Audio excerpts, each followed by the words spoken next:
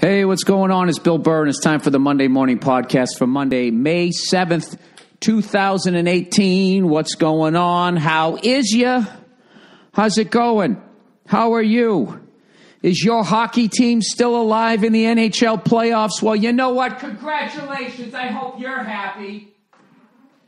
Because mine isn't.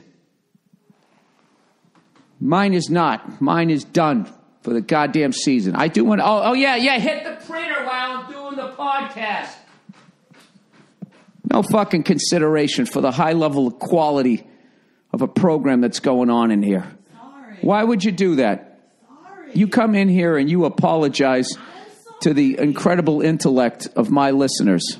Sorry. I hit print. Sorry.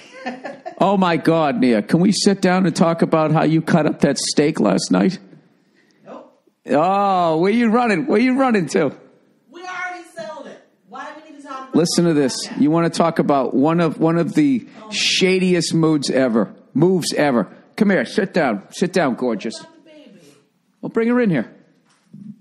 It'll take some of the sting out of what I'm going to say to you. So anyway, we go out, A friend of ours is in town, and of course she wanted to meet our lovely, beautiful, absolutely charming, always in a great mood, gorgeous daughter, right? And we love showing her off. We love getting the compliments. Oh, my God, I know, right? I did that. I didn't. I took a half-court shot, and God did the rest. The Lord! Anyways, so we end up going out to a steakhouse, right? So Nia's like, I don't want a steak, but I'd like some steak. Are you going to order a steak? And it's like, yes. When in Rome. Hi. Hi, did you just say hi to me? You say hi to the listeners, cutie.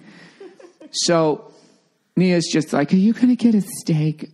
I don't want steak. I didn't want a whole steak. I wanted to get tuna tartare, and I wanted the lump crab cake. Which is what you ordered. Yes, and I wanted a little bit of steak because I want to do a little surf and turf. Yes. So what does old Freckles do? He orders, of course. What do you order? Billy Steakface. Oh, Billy Steakface. I ordered the bone-in ribeye. How the hell did that happen? Sorry. What just happened there? Somehow I moved and the volume got turned down. Anyways, I'll have to edit that part out. So anyways, old Billy Steakface, I order a bone-in ribeye. So Cutie Pie here starts getting frustrated. Starts making noise. And I don't want to be that guy at the restaurant with the baby that's crying, especially in a steakhouse. A steakhouse, you have a lot of people there in their second marriages. People who, didn't get married, guys who are paying for a house that they're no longer allowed to go into. There's a lot of that going there. A lot of child support being paid, by some of these people who had to rebuild it again. So look at your belly hanging out. What are you doing? So my daughter was getting frustrated. So I started, walking her around the restaurant and everything like that. Being the amazing father that I am, right? Yeah. Running around. She's so short. I got to bend at that angle that it's like killing my back. But I stuck it out. I did it for you. I did it for all those divorcees in there, right? All those people paying child support. Even the women there. Women are starting to pay child support too. Oh, my God. You haven't seen that? You haven't read that in Cosmo? Cosmo, Bill? Cosmo, yeah. Cosmo. Yeah. Just finish the story. Bill. And they're complaining now, which I love. I love this whole equal pay because you wait, Nia. You wait till enough women have to start paying child support and you watch those divorce laws change like that. So anyways, while I'm being the amazing father that I am, obviously this is my version of the story. My steak arrives. So Nia goes to cut off her portion of the steak, and basically what she does is she cuts the thing like lengthwise, right along, like an inch away from the bone. And she takes all the meat along the bone and then gives me the rest of it. And for those of you who aren't meat eaters, all you vegetarians out there, the most flavorful part of a bone-in ribeye, the reason is all along the bone. And she took the best meat. And I was so upset with her. I told her that she needed to go to Ancestry.com because that was some northern white European shit. What you just did there. Hi. I took I did. That's my favorite part. Is the bone. Okay. All right, guys. If you ever want to know, if you want to know what it's like To be a husband and a father, that's what it is. Oh, come on. She makes the baby. She goes through all of that. She goes through 9 months of hell. 10 months of hell. Actually, there's the middle 3 that's like the summer vacation. But whatever, we'll say 10 months of hell. And you know what? And then as a guy, you pay for it for the rest of the relationship. She gets it all back with little shady cuts of bone-in ribeye. I couldn't believe that. Hi, cutie. Look at the way she's smiling at you. Huh? She is in love with you. Yeah, well, you know what? And I'll be in love with her till the day she takes the good part of my Cheerios. All right. Hi. How are you, cutie? All right. Daddy has to talk filthy so I can still buy you diapers. That's how it works. I'm sorry. I'm too far down this road to pretend that you have a respectable dad. All right, lovely ladies. That's it? Well, I mean, I thought that you were going to try to defend your position, and you didn't. You're like, yeah, I did. That's what I did. I mean, that's really all there is to say. I did. I saw that, and I was like, I want the meat along the bone. You're doing Donald Trump right now. What does that mean? That's how he got out of stuff. Did he just You said all this horrible stuff about women. And he was like, no, I said that about Rosie O'Donnell. And they were like, no, you said that about other women. He was like, you're probably right. It's like, all right. I thought that was going to be a big funny fight, and it was nothing. Ow, you're on my ankle. Be careful, honey. Okay, all right. We're going bye-bye? Ladies, bye-bye. Can you say bye-bye? Bye-bye. Bye. Oh, come on. All right. Oh, well. Bye. Yeah, I'll see you later. I'll buy you a cheeseburger later. Oh, okay. You get my steak and I get a cheeseburger later? Let me guess, McDonald's? What do you guys want? What do you like better? You like McDonald's or Burger King? I've always been a McDonald's guy. Always been McDonald's. And it's not like I'm out here looking for another advertiser. I'll tell you right now, I feel the best poison in fast food is McDonald's. This is how I would rank. This is how I rank my fast food cheeseburgers, Nia. Ooh, I like all right? that. Go ahead. As much as there's some great ones out there like In-N-Out, I have to go to McDonald's because the child sense memory. Okay. You know, that just takes me back to, when my bicycle was orange, just like my hair that I used to have. And I had the white tape around the handlebars. I can tell you what happened. I went to to see my trainer, and when I got in there... Oh, yeah? Did you take the best mat in the gym? Yes. And he was finishing up with another client, and she had her daughter there who's like 4 years old, and she's so cute. So I was like, oh, you want to see pictures of my baby? And so I was showing her pictures of the baby. And then she saw a picture of you with the baby, and she goes, who's that? And I said, oh, that's her daddy. That's my husband. And she goes, oh, okay. She goes, why doesn't he have any hair? Who said that, the kid? The kid, the 4-year-old. And I said, well, sometimes when people get older, their hair starts to come out. And so he just decided to cut it off because he didn't want it just to be falling out. And I think it looks better this way. And she was like, yeah, that's true. And that was it. It was so cute. Why did I need to know that? That wasn't cute. I already feel bad enough about myself. Do you know how many kids have looked at me and said, you're ugly in my life? How many? At least 6. No. I swear to God, even when I had hair. No. Yeah. Well, children didn't say you were ugly. Children are honest. I know what all you adults are doing. You're just being nice to me. Maybe you deserve that bone and ribeye and just give me the shit part. Hey, you ugly piece of shit. Get out of here. No, I didn't mean it like that. Yeah, cute story, Nia. Oh, Jesus. Yeah. I'll leave. Yeah. Hey, Nia, I met this girl the other day, and I showed her a picture of you, and she was like, hey, why is her butt so big? And I was like, well, your butt isn't big, all right? But now I'm going to fucking pay for it. I think you're going to laugh at that, and I'm going to pay for that comment forever. Yeah. Right? You can just eviscerate me. First of all, I didn't say anything. It was the child that said it. So I don't know why you're making up some scenario where someone's insulting like my looks. That's not a child.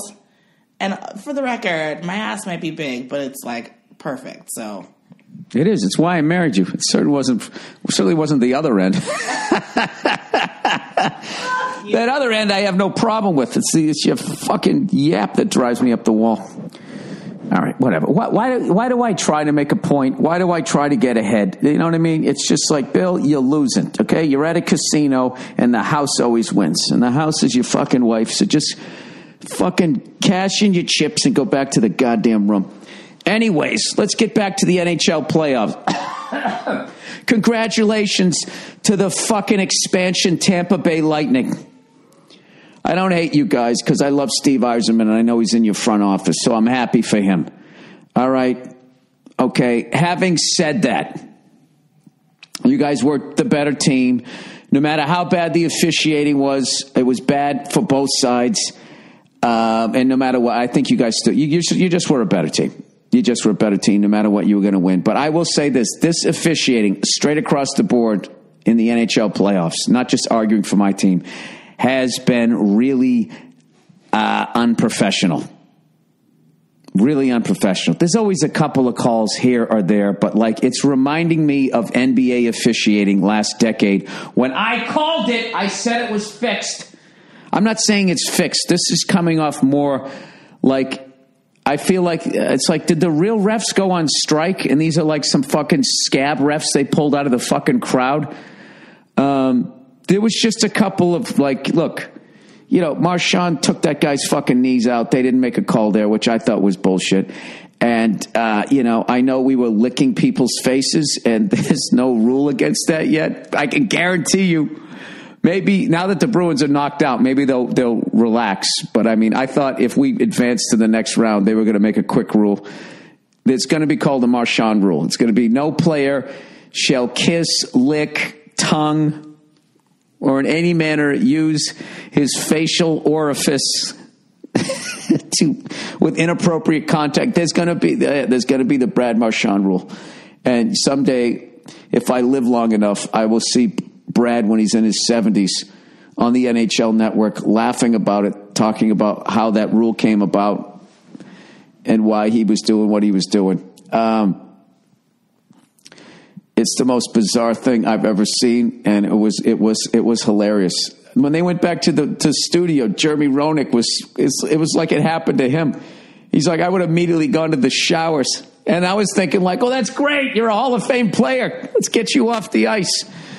I had a buddy of mine actually text me, said not even Sean Avery licked another player, and I was like, yeah, well, he was too dumb to think of it.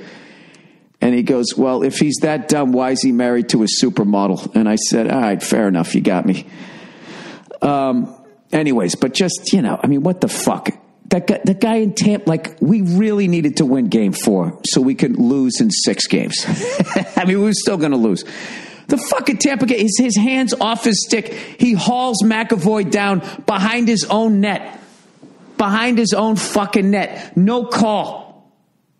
It was the most obvious. Not only did the announcers, when they went back to the fucking studio, even they were like, what the fuck?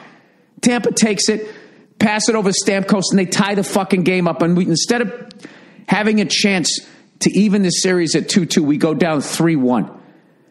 It was just stuff like that. You know what's funny is Bartnick was in Tampa Bay, and he was listening to it on the radio, and Esposito said that looked like a dive, which is the funniest fucking thing ever. Esposito is still fucking pissed that he asked for like $3 more from the cheap-ass Boston Bruins 45 years ago, and they shipped him to New York, our arch rival other than the Canadians, during that time. So he will never be impartial when it comes to us. But what the fuck who the fuck is going to dive behind their own net with the puck? Behind your own fucking net when you're up by 1 and you have to win that playoff game, or you're going to go down 3-1. I don't know. He is Esposito. He is a Hall of Famer. But that did not look like a dive to me. And having said all this fucking sour grape shit, I know Tampa still would have won. I know they probably would have won. Probably 6 games is what I think would have happened. They just had too much firepower, and I think by the time we decided to get physical in the series, it was too late. But that's what was missing in our game this year. I think against Toronto and against Tampa, which both of them I felt had more firepower than we did, is when you're playing a team that has, you know, is faster than you and has more goal scorers, you have to get physical with them. You can't just let them fucking skate around. And I think we just waited too long. But having said that, this rebuild is on an upswing. I mean, I thought that we were going to be bad for a good 6-7 seasons. I didn't see the light at the end of the tunnel. So I'm very happy that we won a playoff series, advanced to the second round. Definitely a very successful year. And we're going to have a new rule named after one of our players, the Marchand rule.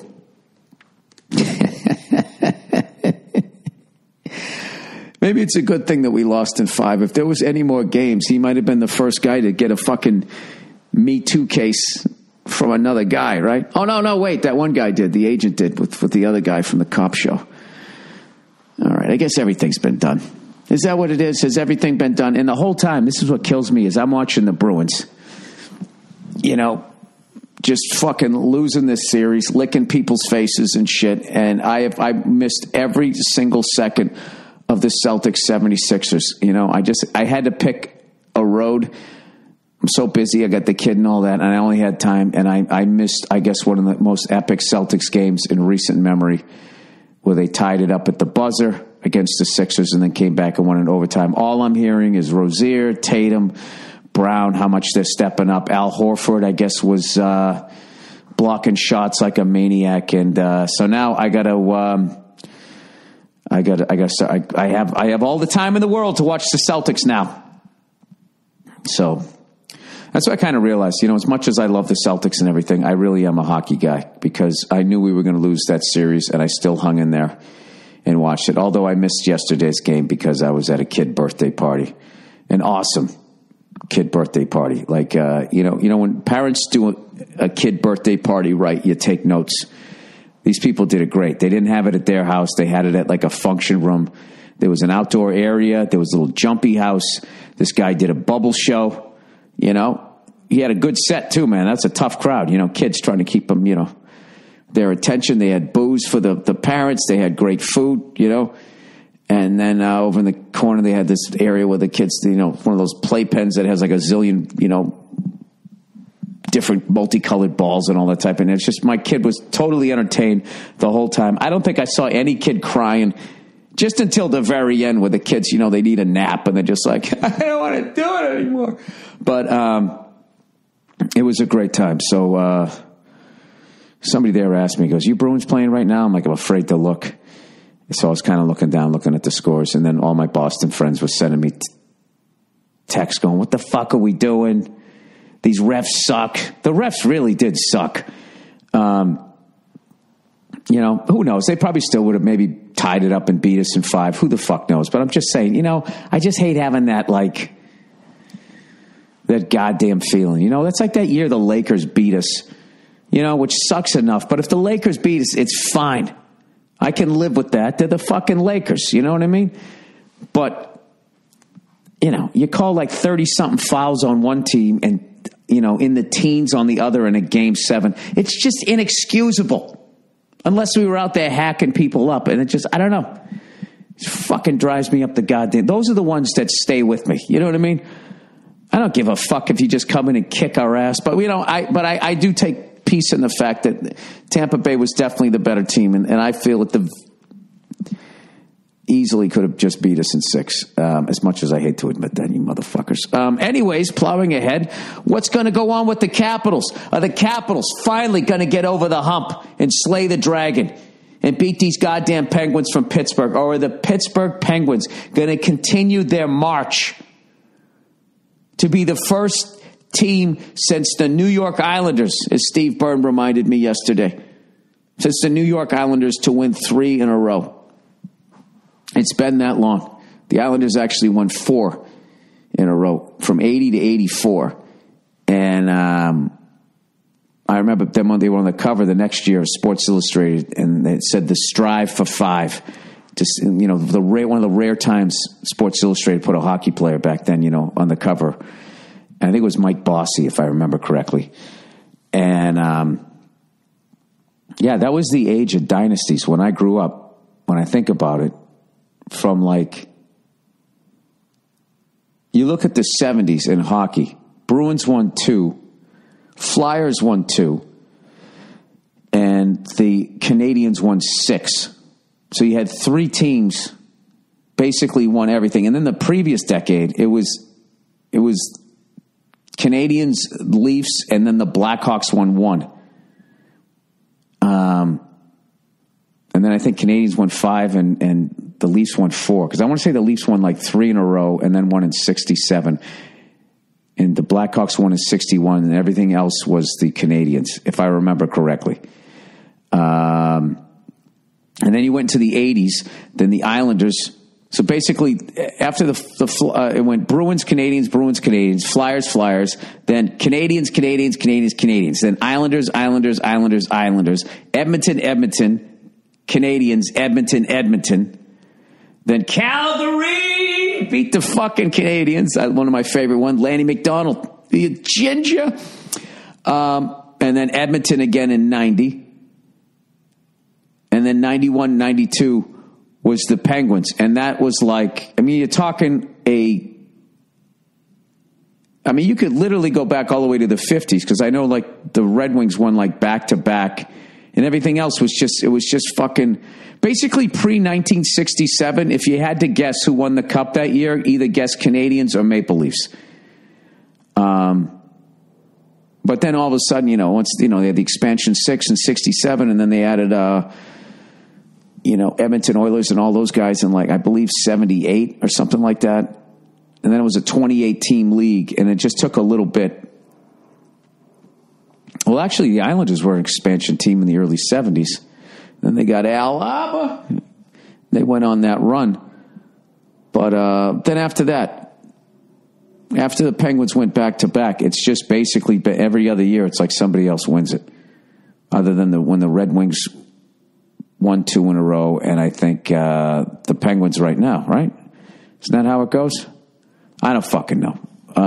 But anyways, which is why I hate to say this as a Celtics fan. I think the Lakers they're the most successful franchise in the modern era because they were able to, during free agency, win championships at a clip that people won before, back when there was like, if you were a Laker, you were a Laker. Go fuck yourself. You're not going somewhere else unless the owner decides. Having said that, the Lakers do have a championship. That, there was a mobbed up ref and fucked over the Sacramento Kings that year. I'm not saying the Kings would have won it, but the Lakers would not have gotten a banner that year. And then that other one with the fucking 30-something fouls in 48 minutes on the Celtics. I'll never forget Kobe. He goes, I don't know how we won that game. Well, fucking talk to the guys with the athlete's foot shirts. Anyways, sorry. I'm just in a fucking bad mood because my team lost. Anyways, plowing ahead here. Old Billy Novice trudging along into May. I wanted to go at least a week into May because I was just trying to go, the month of April, basically viceless. And then I got into May, and then I'm just like, you know what? I'm looking good. I'm keeping the weight off. I got the big 5-0 next month. It would really be a shame if I got this close to my birthday, looking this good, and then I just fucking, put on that booze 10 pounds. I don't want to do that, but so I've been laying off, bored as shit. Went to that party yesterday. There was booze there. Could have had one. Didn't do it. Went to the steakhouse. They had all the beautiful fucking bottles behind the bar. Didn't do it. Came home, trudged past my bar. They don't even say hi anymore. Didn't do it. Went downstairs. Took out my phone, played solitaire on it. Fell asleep. The exciting life of sobriety. What's hard, too, was I watched the Kentucky Derby. I would have won money because I always bet on that white-haired guy's horse because he's just the man. He's the Bill Belichick of that shit. And the year I went, the only time I went, was that Triple Crown winner, and he owned it. I won money on that one. And I was thinking if I was there, I always the Michael McDonald guy of the horse racing owners. And I was just watching that event, and I was just, I was like, why am I not sitting here right now, drinking some bourbon, smoking a cigar, right? watching it through my front window with the volume turned up. Obviously, you can't smoke a cigar in the house, but I didn't do it. I just sat there, you know. I bought one of those TRX bands. You know, I'm going to go on the internet. They'll have my custom workout. You know, my shoulder feels really good. It's really strong. I still haven't done a pull-up in like 2 years. Actually, no, I did, and then re-injured it, 6 months ago. So now I'm rehabbing it back. So now I'm trying to go nice and friggin' slow. I got these bands now. I'm back into doing yoga. I'm not fucking drinking. I'm not smoking, and I'm bored shitless. There, I said it. I'm fucking bored shitless. I like people who are sober. How the fuck? You know? You know what? I bought an external little CD player to plug in so I could finally do my Rosetta Stone French. And I've been doing that. Then, of course, my wife helps me set the fucking thing up. And then it's working. I'm having a great time. And then I go to use it again, and of course it won't fucking work. It doesn't recognize anything. I don't know how to open it up. It's just a fucking pain in the ass. So hopefully at some point she'll take some time out of her day. But anyways, I'm going to polish up on that shit. I'm going to try to do an hour or two every single day right up until I get over to France. I just want to get a little bit better with my shit. But, at some point I gotta learn. I gotta become fluent in French, because I just think a fucking moron like me knowing how to speak French, it's just something, it's too funny to not do it. Right? Okay. I've actually ordered kids' French books, and I'm reading them to my daughter. Those are great, because I was thinking, like, well, how did I learn how to read English and speak it? I had those little books, Bing and Sandy, Sandy and Bing. You remember them? Do they still have those fucking books? They were like these dogs. Really is one of the most fascinating things ever, is learning how to read. And you're a kid, so you don't really remember it. Like, somebody teaches you how to fucking read. All right, let me see. Sandy and Bing. They were a dog and a cat. Let's see. I'm going back 45 years. Sandy and Bing books. I swear to God, if I see these, this is going to freak me out to see these books. And of course, it's not coming up. Come on, I have the slowest goddamn internet ever. Oh, they don't even have them anymore. Oh, Stanley Bing. Some guy, Stanley Bing, wrote a book, 100 Bullshit Jobs and How to Get Them. That is fucking hilarious. Why the hell would you do that? Why would you? Oh my God, look at this book. The Bernstein Bears and the Mean Drunk.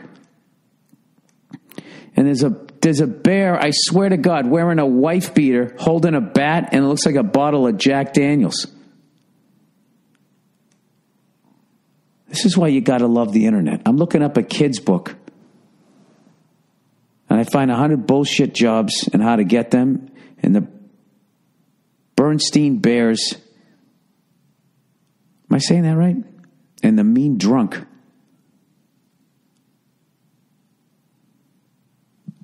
Bingo Crosby Anna, some Bugs Bunny one. All right, sorry. What the fuck? You guys are literally listening to me surf the goddamn internet. I've been doing a bunch of stand-up and popping in a bunch of places out here, getting ready for the gigs I have coming up that I do not deserve to be doing in Ireland and in London, Dublin and in London. So I'm going to make sure I'm beyond on my game when I do those things. I have a run of dates coming up in San Francisco, Monday, Tuesday, Wednesday, Thursday, Friday. I'm going to be up there with Nate Craig, Milwaukee Bucks fan. I'm not going to rub it in unless he brings it up. And I'll be up there all week. I'm going to find a studio space with a drum kit. I'm going to fucking practice that bullshit. I'll be doing my French, and I'm not going to be drinking, and I'm not going to be smoking cigars. Oh, boy. I don't know. There's no fucking way I'm going to do this. I guess this is why people who are, somebody actually asked me the other day if I wanted to go to a meeting. You know what I mean? And I was just like, dude, I can't sit there with all those fucking donuts and people smoking cigarettes. I'm just, you know what I mean? I'm not that, you know? Like, I mean, everything I ever fucking joined, I was like, I'm not this. I'm liking this, but I'm not quite this. Even like playing drums, as much as I love playing drums, I know I'm not a musician. Like when I go, you see, you know, when you really see somebody that has the fucking gift, you're like, that's what that is. I mean, I can try to do this and make a really difficult life for myself. It wasn't until I walked into a comedy club, an open mic, and I saw all those desperate lunatics, and I'm like, yeah, this is me. I'm this. This is what I am. So I went to an AA meeting. I've gone to a couple of them. They were required by the fucking courts of Massachusetts. I was required to go to 2 of those in a Mother Against Drinking and Driving way back in the day when I got arrested for that shit back in the 80s, you know? And I remember sitting there listening to these fucking stories, and I was just like, Jesus fucking Christ. These people would have like head wounds and wake up from head wounds or stumble out of jail barefoot and just stumble across the street directly over to a liquor store. I mean, that is a fucking alcoholic. You know? They need help to stop. I can stop on my own. Am I just justifying all of this? That's what everybody in the program's going to do. I can stop on my own, and I just sit here, and I'm just bored out of my fucking mind. It doesn't make any sense. It's like that's like saying I'm never going to have ice cream ever again. It's like, ever? I could see not having it all the time, so you're not a fat fuck. I get that, so your teeth don't rot out of your fucking head. I was definitely drinking too much. But, like, I'm never going to have it again. I'm going to go to the Kentucky Derby again someday, God fucking willing. I'm going to go to the Kentucky Derby again, and I'm going to sit there stone sober. I mean, you go into the track. I mean, right there, you're a degenerate. Why not give into it? I don't know. Who knows? But I will tell you, I do love it in the morning. When I wake up clear-headed in the morning and my pasty stomach is nice and flat, I definitely enjoy that, you know? Makes me a better dad. I always make my daughter breakfast. That's my thing every morning, right? I go out and I get her. I open the door and she goes, hi. And I'm like, hey, right? She gives me a nice hug and a kiss. Then, you know, change her. Put a pajama bottoms across her eyes. Where is she? Where is she? Plays that game, loves it. Still loving that game, right?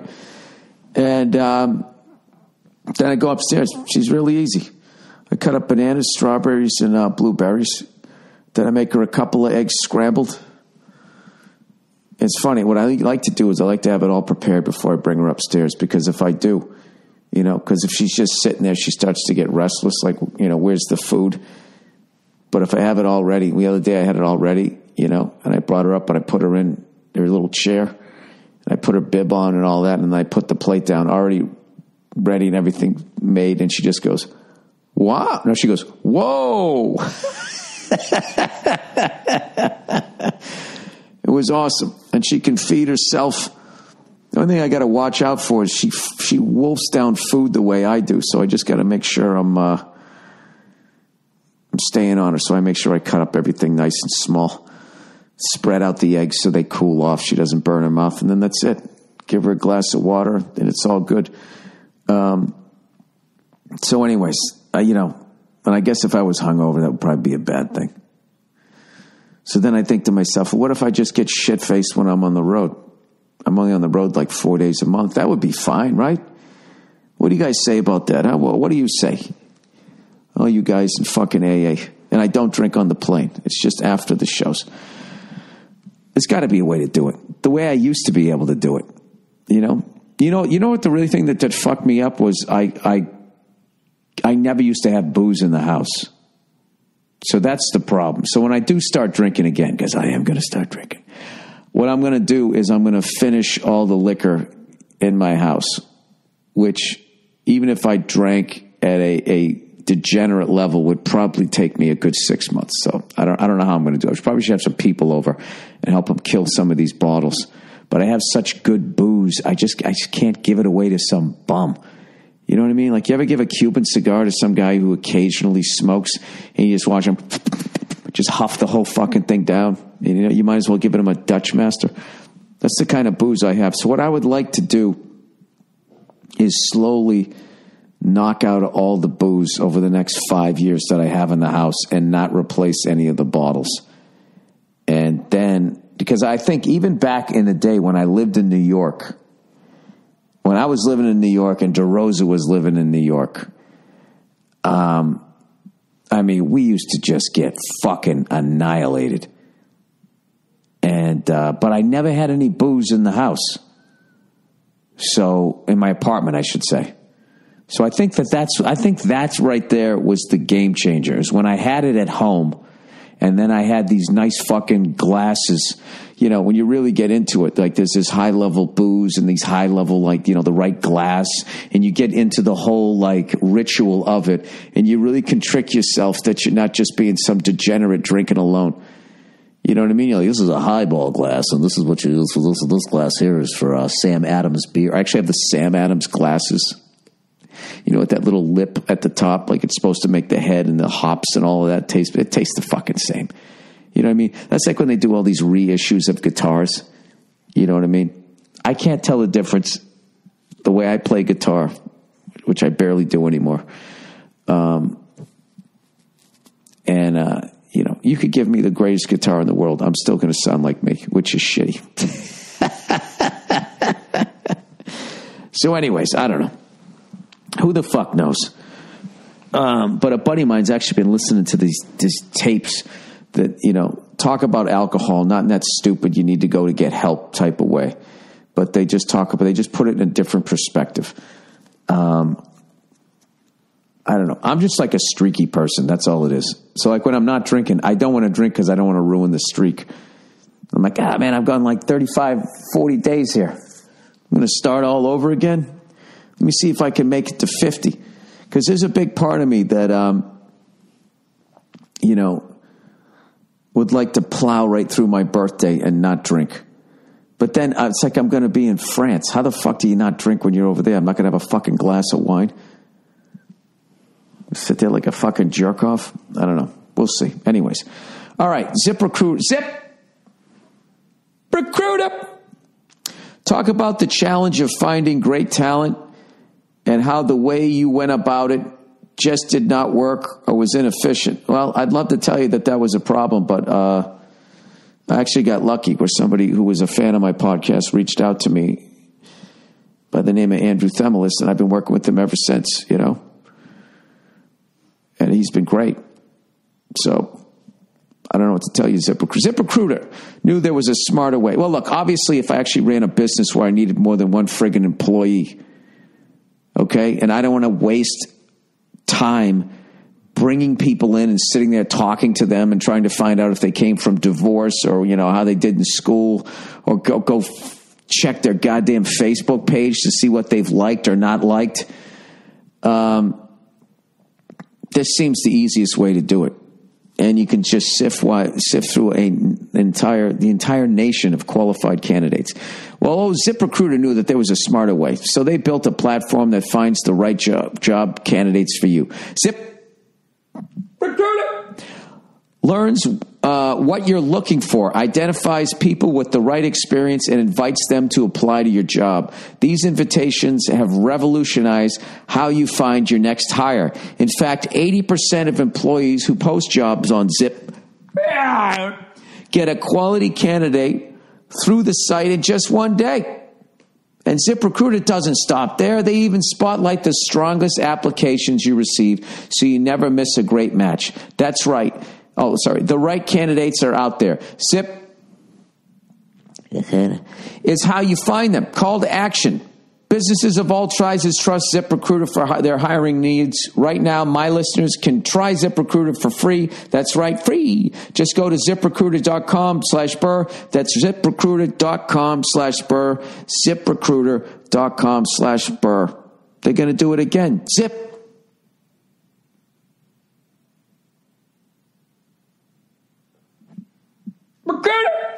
The smartest way to hire.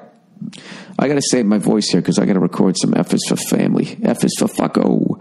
today. All right. Movement, MVMT, Movement watches. Spring is right around the corner, and Movement is dropping all new sunglasses to get you ready. It's dropping all new sunglasses to get you ready for the warmer weather. We just got our go-to shades for it all. Who's we? Is that them? Is that supposed to be me?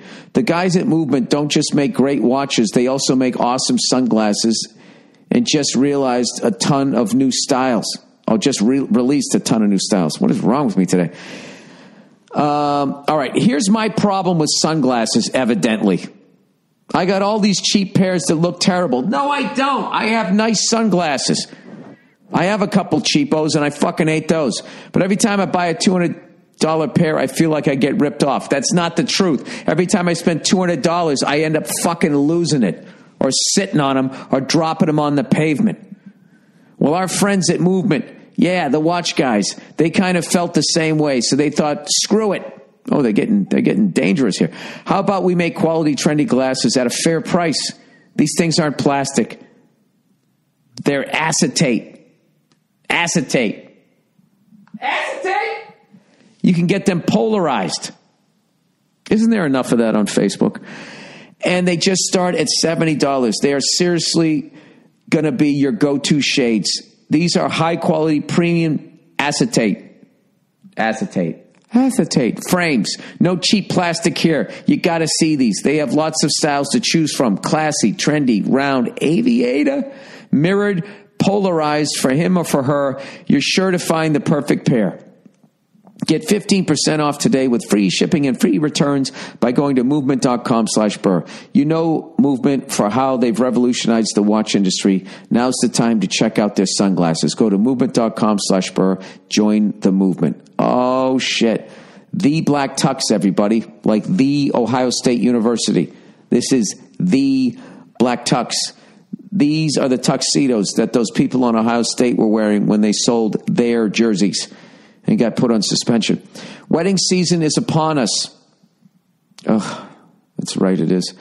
You're going to be doing it big and going out to all of your buddies' weddings. I got to be honest with you, weddings are actually great now. Weddings sucked when I was a kid because they were still, like, people weren't making them individual. They just were all the same. They were long and fucking boring. And you were like, when can we get to the bar? When you're bringing a date, you want to look fresh, but it has to be convenient. That's where the Black Tux comes in. Dude, you're not even in the wedding and you're going to wear a tuxedo to a wedding? That's fucking hilarious. You're going to outdress the groom. I like the way these people are thinking. The Black Tux has awesome suits and tuxedos in all kinds of styles, and you rent them online. Oh, I get it. You're going to wear a suit. The Black Tux offers the kinds of suits and tuxedo styles that would normally be wildly expensive to buy. You might only wear it once, like the Emerald Shawl tuxedo. It's funky, it's cool, but how many times are you going to wear an emerald green tuxedo? With the Black Tux, you can do you and blow it out for your one big event. You're going to wear an emerald green tuxedo to somebody else's wedding. You know when you do that? You do that when you used to be fucking the bride, you know? And she's doing that douche move of inviting an old boyfriend to the wedding. We're just friends. We're at a good place. By the way, as a man, you cannot allow that to happen. You cannot allow that to happen. I mean, I would actually question whether I would even marry the person if they're inviting an old boyfriend. With the Black Tux free home try-on, you can see the fit and feel the quality of your suit months before your event. Well, you better make sure you eat well if you're going to try it on that early. After ordering, your suit will arrive 14 days before your event. If anything's less than perfect, if you put on a few pounds and took a few off, I guess, the Black Tux will send you a replacement right away. Oh, that's cool. And remember how simple returns are. Wear it, turn heads, then send it back 3 days after your event. Shipping is free both ways. Stand out at your event for the right reasons with The Black Tux. To get $20 off your purchase, visit theblacktux.com/Burr. That's theblacktux.com/Burr for $20 off your purchase. The Black Tux, premium rental suits and tuxedos delivered. All right, one more. Here we go. Stamps.com. The U.S. Postal Service is an important tool for any business. Stamps.com brings all the amazing services of the U.S. Postal Service right to your fingertips. Buy and print official U.S. postage for any letter, any package, any class of mail using your own computer and printer. Stamps.com makes it easy. They'll send you a digital scale that automatically calculates the exact postage. Stamps.com will even help you decide the best class of mail based on your needs. No need to lease an expensive postage meter, and there are no long-term commitments. I use Stamps.com because, whenever I send out my postage, which, by the way, you got to see the poster for my tour coming up, which is simply called 50. All right, the big 50 people. And I am actually sending posters over to Dublin and over to London. That's the first place the poster. That's where the tour officially gets kicked off. And I actually am not going to be using Stamps.com for that just because the company's going to be sending it out themselves. However, when they send me the rest of the posters, and when I do Minnesota and all that, I will be using Stamps.com. And I'm a moron. If I can figure it out, so can you. And right now, you too can enjoy the Stamps.com service with a special offer that includes a 4-week trial plus postage and a digital scale. Go to Stamps.com, click on the microphone at the top of the homepage, and type in Burr. That's Stamps.com. Enter Burr. And by the way, in Dublin and in London, I will be coming out after the show to take pictures and sign your posters, something that I have not done in fucking years. I'm going to do that again because I appreciate you guys coming out. It is a big birthday. Why not? And God knows I'm not in the back drinking. Although, I think once I get through Dublin and once I get through London, I think, that would be June 6th. I think that's the night I might actually have a little something. Who knows? I don't know. But, I'm bringing my whole family over there. I can't be hungover. That's another reason why my daughter's the best, right? She keeps me sober. All right. Hang on one second. I have to look something up here because now we're going to get into the questions this week. And there's a point that somebody's bringing. It's a point that somebody's bringing up about guns, and they're doing it in the usual way that people do it on the internet, where they insult the other person. And I just want to make sure I have the definition of something up here. Okay. Bullshit AR-15 response to Goat Guy. For those of you who don't listen all the time, there's a whole gun debate. Why do you need an AR-15? So I was asking people that have AR-15s. I said, why do you have one? And don't give me that bullshit about fucking, home defense and all of that crap. I mean, Jesus Christ. I mean, you could literally have a 22. Who the fuck? Anybody want to get shot by a fucking 22? I would have a 22. I did a whole bit on that just because I don't want to fucking blow my eardrums out. I mean, a fucking BB gun. With one of those little fucking CO2 cartridges. You shoot somebody in the fucking face with that thing. And what are they going to do? They're going to keep walking through that? They can go down the street and just not have to worry about anything when they walk into that house? I don't know. Anyways. Or to fight off the government. That's my another famous one. That's my other favorite one. You're going to fight off the government with your fucking semi-automatic gun here? The whole government. You're going to fight them all off? I got a lot of bullets, motherfucker. All right. So anyway, this guy ends up writing in, saying that he was a sheep farmer or whatever, goat farmer or something like that. Yeah, goat farmer. And he uses the milk to make Parmesan Reggiano, and he also, or some whatever the fuck he uses, like 2 different types of cheese. I forget what the other kind, but both delicious types of cheese. And there's all these coyotes, and they hunt in packs, and he's shooting at a moving target, and it just made fucking sense. So then somebody else wrote back, that's bullshit. Just get some fucking dogs. They'll fight off the coyotes. Coyotes are cowards. This guy's full of shit. And to be randomly killing coyotes like that is, mean and all that. So this guy is responding to the person that responded to the guy. Because I was impressed with that guy when he said, this is why I use it. And I go, well, no shit, that makes sense. And I like that cheese, so God bless you. Kill those coyotes, right? So anyways, this guy's responding to the person that said that guy still didn't need the gun. He could just get a couple of dogs. So anyways, he said, hey, Bill, I'd like to say to the guy's response about just buy dogs instead of an AR-15 does not know what the fuck he's talking about. First of all, it's not a machine gun, you dumb cunt. It's semi-automatic rifle, meaning you pull the trigger once and one bullet fires. Okay, now do you see how he just made his point? It's not a machine gun, you dumb cunt. It's a semi-automatic rifle. You should say it's not a machine gun, it's semi-automatic. And then you should explain what semi-automatic means. All right? Semi-automatic doesn't just mean that you just pull the trigger and one bullet fires, because then literally a fucking 38 is semi-automatic. Doesn't that mean like you can actually pull the trigger quickly, faster, where it won't get jammed or something like that? I mean, there's something different between just a fucking revolver, a semi-automatic, and fully automatic. I don't know shit about guns, right? But isn't there? So I looked up semi-automatic firearm. It says this, and without calling anybody a dumb cunt, you're just not informed. There's a lot of information in the world. You can't have it all between your ears. A semi-automatic firearm or a self-loading firearm is one that not only fires a bullet each time the trigger is pulled, but also performs all steps necessary to prepare it to discharge again, assuming cartridges remain in the firearm feed device. Typically, this includes extracting and ejecting the spent cartridge case from the firing chamber, recocking the firing mechanism, and loading a new cartridge into the firing chamber. To fire again, the trigger is released. To fire again, the trigger is released and repressed again. All right. So now let me ask you this. So is a 38, because the revolver turns, is that considered semi-automatic? Now I'm just confused. Semi-automatic, let me look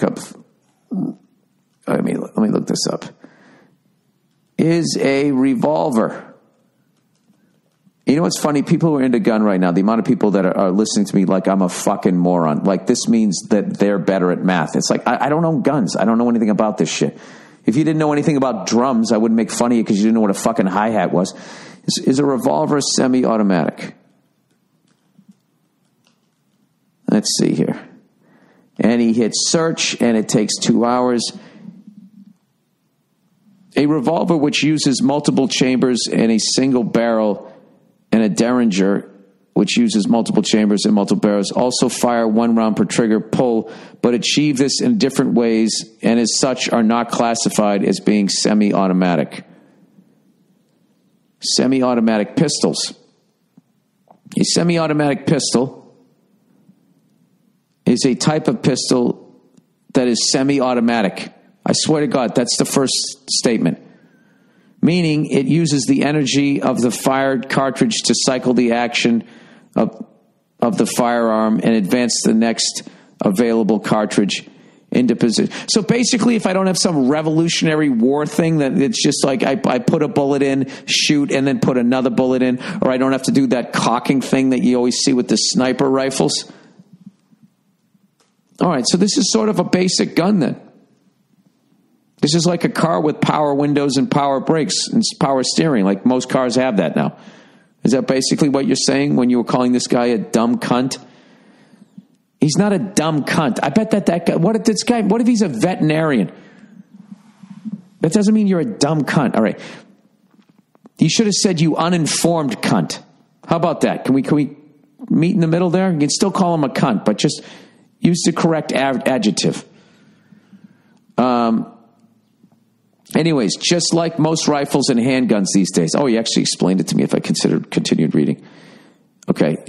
First of all, it's not a machine gun, you dumb cunt. It's a semi-automatic rifle, meaning you pull the trigger once and 1 bullet fires, just like most rifle and handguns these days.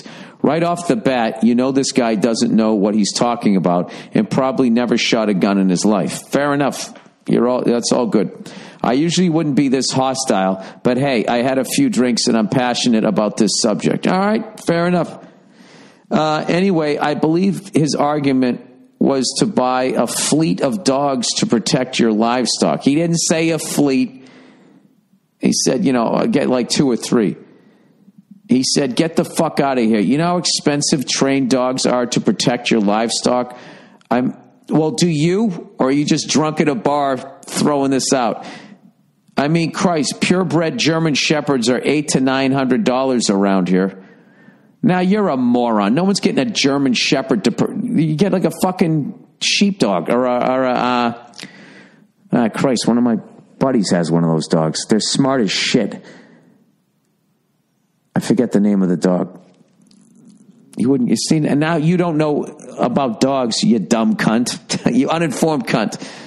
God knows what a fucking fleet of dogs costs, not to mention the food and attention you have to give them. AR-15 prices are going down every day, and with ammo well under 50 cents a round, you'd have to be a dumbass. Oh, Jesus. Parentheses, or a liberal not to use this. All right, and right there, your whole argument is out the window. Anybody who classifies all conservatives or Republicans or all liberals or Democrats is morons right there. You know what I mean? That's kind of like what I was doing earlier when I was talking about how bad the officiating was against the Bruins. However, I did bring up that, Marchand should have got a fucking misconduct for taking that guy's knees out. And I did say that straight across the board, it's been really fucking unprofessional. However, but if I were to just sit there and say all the bad calls went against us, I mean, I don't know. What kind of fucking world, what kind of dumbass or a liberal? You get it? Because they're dumbasses. And I just made them out to all be Southerners, like everybody down south is a dumbass, which is not true. Mark Twain, you know what I mean? That guy was so smart. He wrote all those books, and Kentucky Fried Chicken had that guy dressed just like him. In conclusion, he said, as if he's made this great argument, I think there is a huge lack of education on firearms in the U.S. today. He actually wrote in the us today. He didn't capitalize the U.S. I would 100% agree with that. At the end of the day, the AR-15 is the most effective tool for a lot of jobs. P.S. I saw you in Nashville. Your final bit fucking killed. Love you and go fuck yourself. Sincerely, your freedom-loving fans in Nashville. Dude, you know something? I got to be honest with you. I agreed with your points. But when you said dumbass or liberal and the fact that you said freedom-loving, like, who doesn't love to be free? You know what I mean? Are you another one of these people that thinks that ISIS is a major threat to a first world country with their no plane, no boat, no uniform, no real weaponry, modern weaponry, fucking army? You know what I mean? Do you think if ISIS was living in the Badlands, we would even waste a fucking second of our goddamn tax dollars to try and stop them? There's plenty of fucking cunts out there. They're just not sitting on top of a bunch of fucking oil. Freedom loving. You fucking, you know something? You really lost me there. I mean, if you don't agree with me, I guess you just don't like freedom. Oh, boy. The amount of people that are drinking that fucking Kool-Aid 15 years into this fucking thing. It's a liberation. They have weapons of mass destruction. They've changed it like 90 fucking times. And I'm so sick of the fact that you can't criticize what the fuck. Those fucking broke-ass cunts over there are going to bankrupt us. How long can you spend $700 billion a fucking year? At some point, we're going to have to pay for that. I'm going to have to pay for it. You're going to pay for it. Our kids, their kids, and all of that. Jesus fucking Christ. Over a bunch of jerk-offs with a bag of M80s. It's unfucking believable. It's unbelievable. You know why we're over there. Saddam knew why we went over there. He lit it on fire before we got there. But you can't say that anymore in this country, because if you do, that means you're an ISIS or you're a socialist or some shit like that. It's just fucking, it's unbelievable. It's unfucking believable. Meanwhile, this place is going to hell in a handbasket with a nationwide heroin epidemic. Our food supply is fucking poison, and the bankers got the houses back so they can cook the economy again. All of that is fine. All of that is fine. But if you tell jokes at a fucking presidential, whatever the fuck that is, the whole goddamn world stops. All right, this girl, Billy Blowfish, love you. Billy Blowfish, I like that. Love your podcast. I've been listening to it every time I'm in the car driving to and from work. Definitely makes my commute better. Listen, I'm a 22-year-old guy, and I've been talking to this girl who has a kid. Now I know what you're thinking. What the fuck is going through your stupid fucking head? But the problem is I think I really like this girl. I don't think that's a problem. As long as you're willing to take on the responsibilities of that relationship, there's nothing wrong with it. And one thing I forgot to mention, I haven't even met her in person yet. Okay, I just dropped the microphone on that one. I'm supposed to meet her. I'm supposed to meet up with her. Oh, okay, I just thought you were stalking her on social media. I'm supposed to meet her. I'm supposed to go meet her up this Saturday. Is that a new expression? I think you meant to say meet up with her this Saturday night after work, and I'm not sure what will happen. The thing is, she's exactly like me. She's vegetarian. She likes animals and nature, etc., etc. What's the Nashville guy doing right now? Yeah, she likes all that, but doesn't like freedom. But she has a fucking kid, Bill. I'm fucking 22 years old and can't stop thinking about this girl who has a fucking kid. Please give me some advice. I'm not sure how to proceed. Well, I think you're very concerned with the responsibilities of the fact that she has a kid and what that's going to mean, and you're only 22 years old. And there's fucking nothing wrong with that. Okay? And don't let all these fucking... Don't ask a woman about this, because she's just going to stick up for the fucking woman. Because she's going to insert herself into that situation, would be like, well, I'd still like to be able to find love just because I have a kid. Dude, you're 22 years old. You are a kid. All right? Unless you're like really mature or something like that, that is a major detail that you should be thinking about. All right? So I would respect the fact that there's a voice in your head that's saying, dude, she's got a fucking kid. All right? Before, because I'm going to tell you right now, dude, like what you're getting involved in there, if that goes south, you're going to break two hearts. Okay? Because there's two people that are going to fall in love with you in that thing. So make sure you're prepared and you don't waste her time and that poor kid's time. All right? So there you go. That's my advice to you. This isn't, oh, look at the tits, I want to fuck her. This is not that situation, All right, advice. Dick the douchebag friend. Dear Billy Angel Tits. I don't even know what that means, but anytime anybody calls me an angel, I take that as a compliment. I guess because they're as white as an angel's gown. Maybe it's an insult, I don't know. Billy Red Tits, Billy Devil Tits. You can go either way on that. Love the podcast. Thank you. Since you're always offering great wisdom and words to live by, I'm really not. I'm a fucking moron, and you guys listen to me for some reason. Maybe you can help me out with this one. For the sake of anonymity, hope I said that right, let's call this douchebag friend of mine Dick. Dick is the kind of person that can get annoying and touchy towards women when he's drunk, to the point where it starts to border on harassment. It's always weird. It always weirds me the fuck out, and I don't know how to address this behavior. Simple. Be like, hey, Dick, will you fucking knock it off? What's wrong with you? Keep your hands to yourself. He goes, a few weeks ago, we met this 18-year-old girl at a bar. What the fuck's she doing at a bar? Which we had a great time with. We all went to Dick's house afterwards for a couple more drinks, and Dick tried to make some moves on this girl.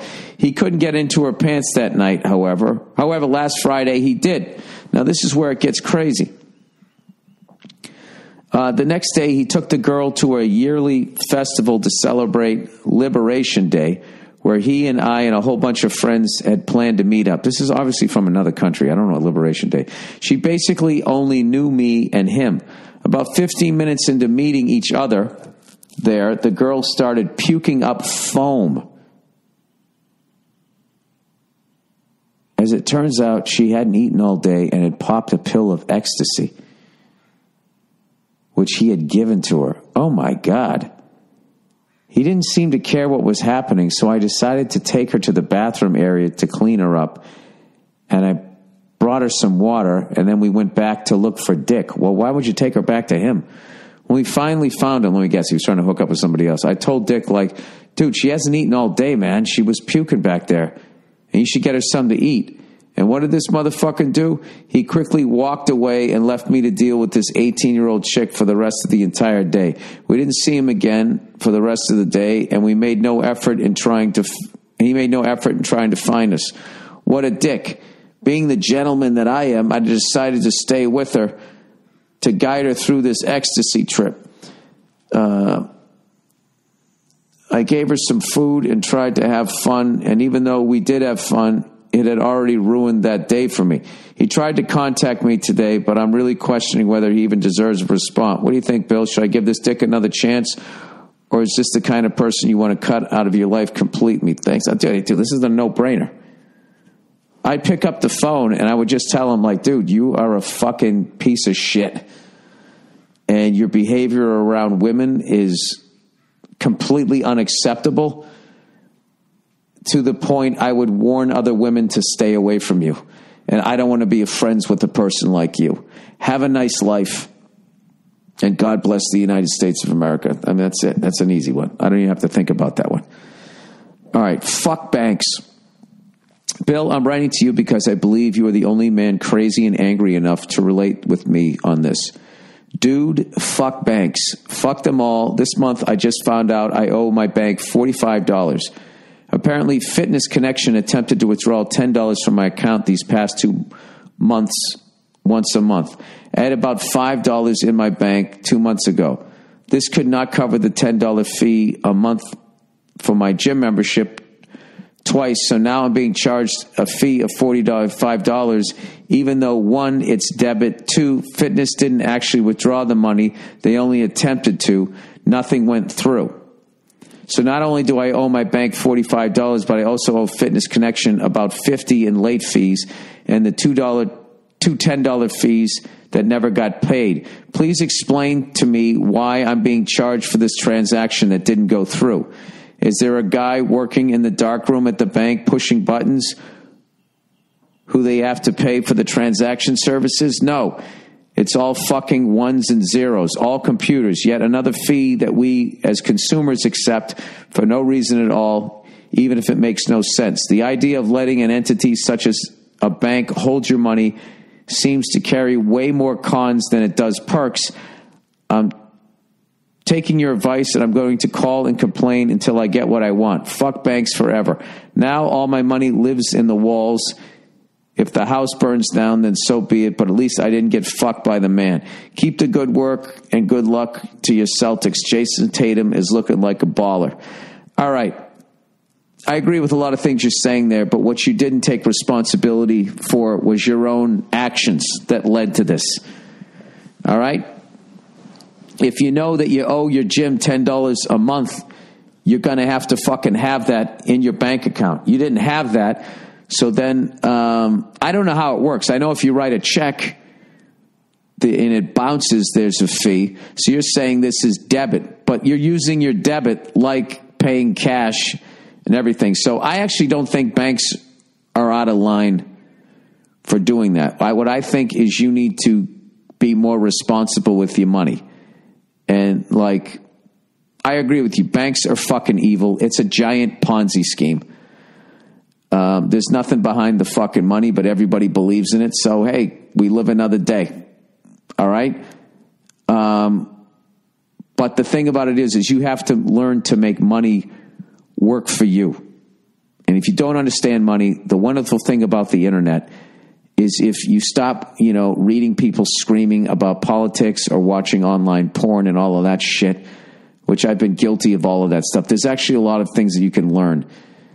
And what I've learned about money is that money can set you free or it can imprison you. And it all depends on the choices that you're making. And the choices that you're making, sir, are horrific.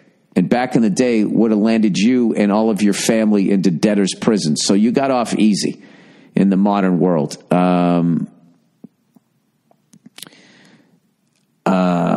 I guess taking your money out of the banks, putting it in your walls. I don't disagree with that past a certain amount of fucking money, but I like to invest in things that are intangible. I'm into real estate. I'm into buying apartment buildings and shit like that. You always have to hedge your bets. Like, I'm buying apartment buildings, just starting to do that. Not as like I bought a bunch. I'm looking at one, right?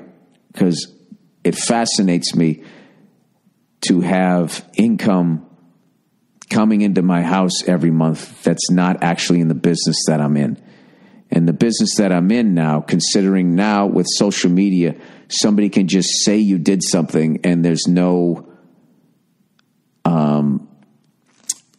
there's no due process or anything. And that could literally cause everybody in the business you're in to just walk away from you.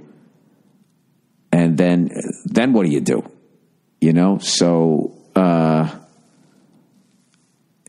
that's just a new pitfall in this fucked up business that I'm in, which, even before all that Me Too shit, I mean, you see these movie stars, one hit after another, and all of a sudden they have a couple of flops in a row, and then they just disappear.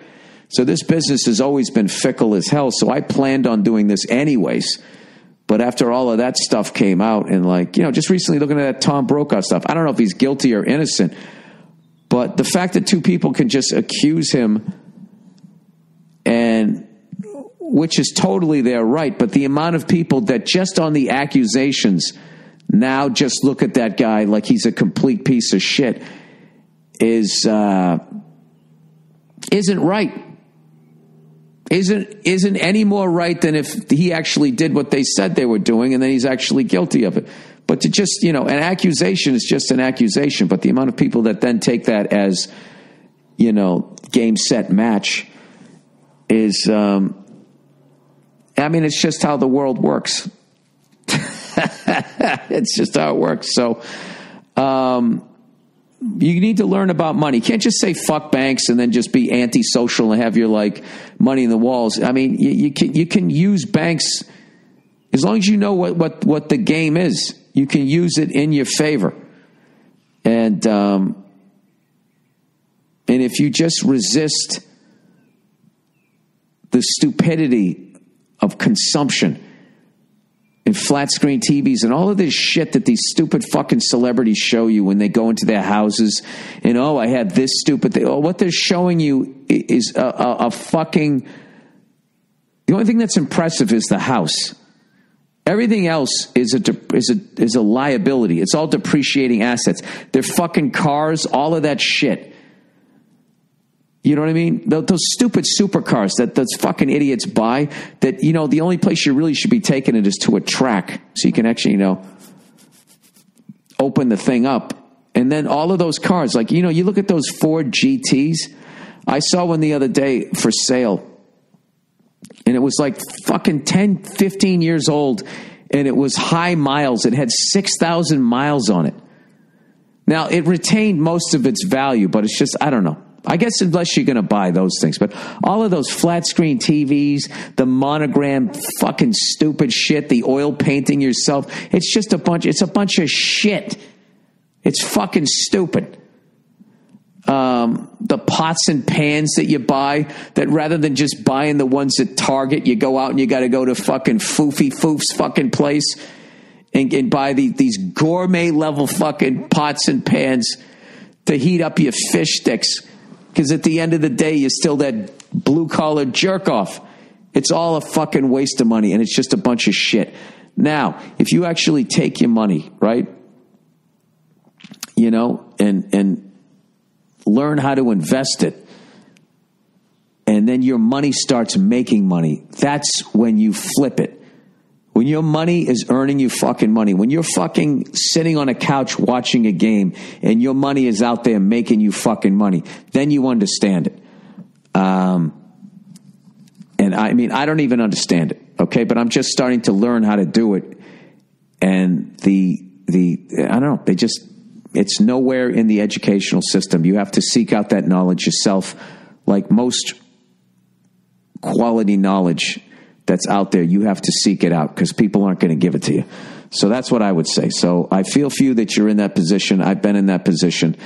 But I wouldn't say fuck banks. Use banks rather than have banks use you. All right, there you go. It's a long explanation, but an important subject. All right, my sister's deadbeat boyfriend. Dear Tara Billy, I don't even know what that means. I'm a junior in high school, and I live with my mother, sister, and her deadbeat boyfriend. Wow. He moved in with intentions to pay rent and help fix up our house that is slowly falling apart. Is this Dwight Yoakam from fucking Sling Blade? But for the past year, this loser's had no job and has paid no rent. Yeah, he's a gold-digging whore. All he does is sleep all day and play Xbox. He also mentally manipulates my sister by telling her things like her family doesn't care enough about her to give her a funeral. Oh, my God. You got to get this guy out of the house. While he gets high and drunk and totes his guns around, my mom has on multiple occasions threatened to kick him out but she won't in fear that my sister will go with him. What in the fuck has... I don't even understand how a parent loses this level of control in their own house. So, Bill, what do you think I should do about this situation? Thank you for being so damn fun. Thank you. All right. I'm looking forward to Family Season 3. What do you think I should do? You got to sit down and talk to your mom. And you just say, Mom, I know this is a difficult situation, but you got to kick this guy out of the house. He's drunk and he's walking around with guns. You got to choose your family first. And if our sister chooses him over us, then so be it. I mean, that's it, dude. You got to get that guy out of the fucking house. Fuck that loser. That's it. These are all cut and dries this week. Dump that fucking douche that banded that chick after he gave her the ecstasy. Learn how to fucking use money correctly and get this fucking guy out of the house. Jesus Christ. I feel like I'm cheating on a test here. These are easy this week. Sit down with your mom and just say, we got to kick this guy out. And this is what I would do. I would, if you need to, I would call the cops before you kick him out. If you think he's going to be a problem, I would have the cops come down there and say, I don't want this guy in my house anymore. He does have firearms and I want him out of the house. What a fucking loser. All right. Dumped because of infidelity 20 years ago. Big Billy Bald Balls. Massive fan of the podcast, and your specials have had me in stitches. Oh, thank you. I really need your opinions/advice on a situation with recent issues. I've just broken up with an amazing lady, the woman I was going to propose to this month. We had been together 8 months, but when you get to your late 30s, you can cut through the bullshit pretty quickly and get to a meaningful relationship. I knew she was the one I wanted to spend the rest of my life with. Our relationship had been great. No arguments, lots of fun, laughter, and love. Only one issue existed between us, and it seems to have caused the end of the relationship. Not long after we started dating, we were out having drinks, and we were talking lightly about past relationships, and she asked if I had ever been unfaithful. I wanted to be honest and said yes.